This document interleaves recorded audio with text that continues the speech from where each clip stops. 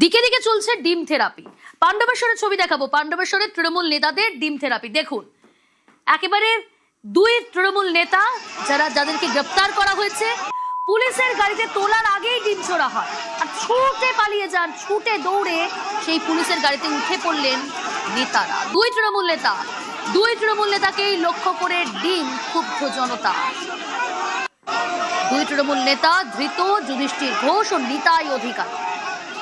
ঠিক কি অভিযোগ তাদের বিরুদ্ধে, কেন গ্রেফতার করা হয়েছে জানবো। অর্পণ রয়েছে আমার সঙ্গে। অর্পণ,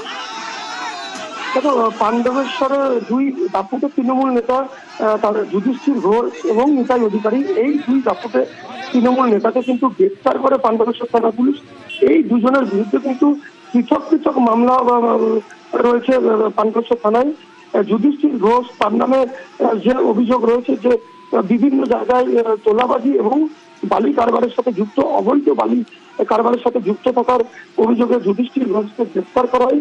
অন্যদিকে কিন্তু যে নিতাই অধিকারী, এই নিতাই অধিকারীকে কিন্তু এলাকায় তোলাবাজি এবং এলাকায় সন্ত্রাস তৈরি করতে এবং হুমকি বোমাবাজির অভিযোগ, এই সমস্ত ঘটনায় এই নিতাই অধিকারীকে গ্রেফতার করা হয় এবং তাদেরকে আজ যখন দুর্গাপুর আদালতে নিয়ে যাওয়া হয়, থানা থেকে বের করার সময় একেবারেই বিক্ষুব্ধ যারা রয়েছে তারা একেবারে তার এই দুই নেতাকে লক্ষ্য করে কিন্তু ডিম ছুটে থাকে। অর্থাৎ দেখা যাচ্ছে যে প্রত্যেক নেতাকে যেভাবে ডিম থেরাপি বিক্ষুব্ধ জনতা দিচ্ছে, সেভাবেই কিন্তু ডিম ছুঁড়ে তাদেরকে মারা হয় এবং এই দুজনকে আজ দুর্গাপুর আদালতে তোলা হয়।